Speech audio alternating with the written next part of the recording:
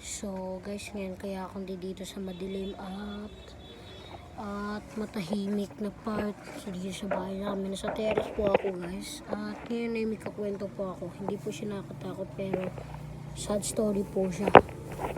Pero kung alam siguro sa bahala na kayo kung sad story sa inyo to. Pero para sa akin nakaka-sad story to. Ito yung pinaka-sad story ko. Kasi nakaraan boy, tatlo kami magkakaibigan noon. Naglalaro kami ng angkasan tapos sipaan. Yung mga nakaangkas sa likod ay doon magsisipaan. Tapos biglang dumayo sila sila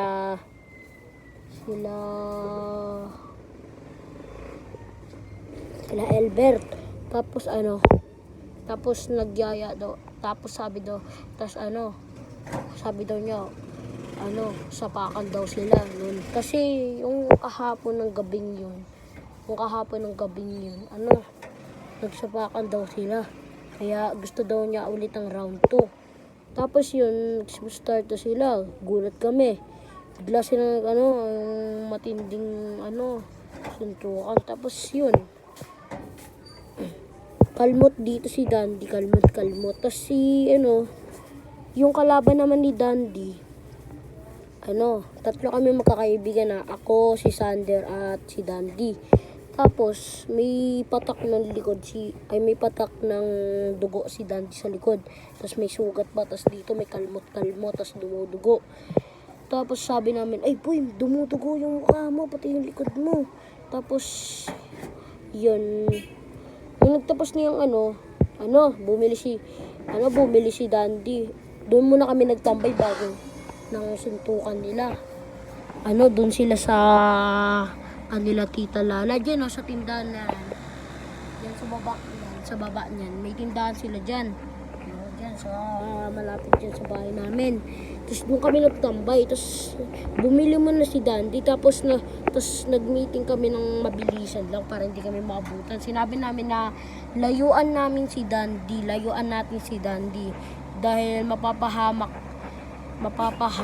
tayo. Kasi sabi daw ni Dandy na pupunta daw kami dun sa mama niya. Ando doon si Mang Clark tsaka sino pa to? Si Sander tas ako. Tapos nag-meeting kaming tatlo. Tapos yun, pinapunta kami doon kanila mama niya. Pero hindi na natuloy. Pero yung ando doon na si Dandy, bigla na siyang hinahanap ng ate niya. Tapos yun, sabi daw ng ate niya sa amin, punta daw sila sa mama ko. May sasabihin daw siya. Tapos sabi naman ni Sandri, ayoko baka mamaya pagalitan pa kami. Pero sabi naman ng ate niya, hindi. Pero hindi pa rin natuloy na pumunta kami dun. Tapos si Dandy nakauwi na, nauna na pala siya. Tapos yung boy, yung kaganina pala nun, nagsabi siya na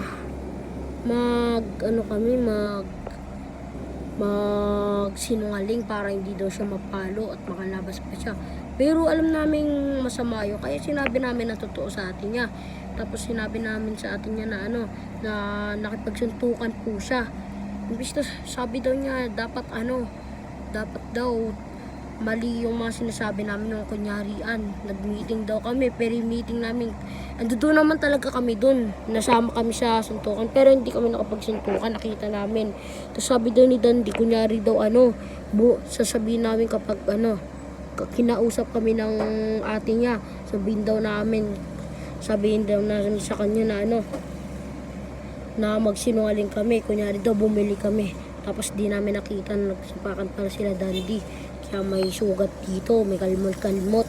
Pero alam namin masama yun. Kaya sinabi namin yung totoo. Tapos yun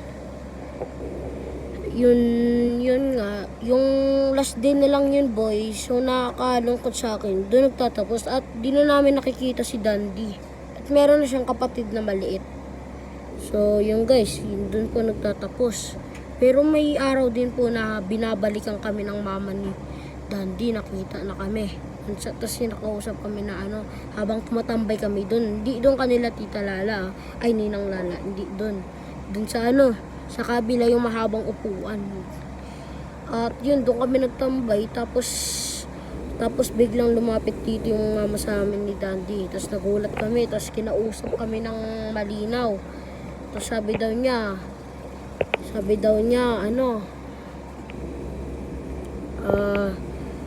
sino yung nakaaway ni Dandy. Tapos sinabi namin si Aldrin. Si Aldrin. Di pala si Albert, si Aldrin. Sorry guys, sorry. Nalito po ako. Si Aldrin. Tapos yun, yung umalis na yung mama ni yung mama ni Dandy, yun. Kumalma na kami. Yung kinabukasan yung guys, yung kinabukasan ng gabi.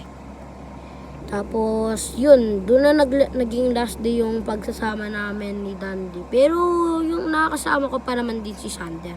Pero minsan din, nakikita din namin siya. Pero, hindi na namin siya pinapansin. Dumutuloy lang kami sa lakad. Kaya, yun guys, so, sad story yan sad story. So, dahil sinabi ko ang buong kwento at mag-comment na rin kayo kung gusto nyo pa ng part 2 sad story or scary story. So, yun lang guys at tapos po dito ang ating kwento at huwag nyo kalimutan mag-heart, like, share, and subscribe at mag-comment na rin kayo para sa part 2 or gusto nyo hanggang part 5. Di ko alam. Sige, part 5. Meron naman din pala ako. Hanggang part 10 lang to guys hanggang part 10. So yun, doon nagtatapos. So comment lang kayo and huwag kalimutan mag-heart, like, share, subscribe and comment na rin kayo sa susunod. Bye bye. Boom.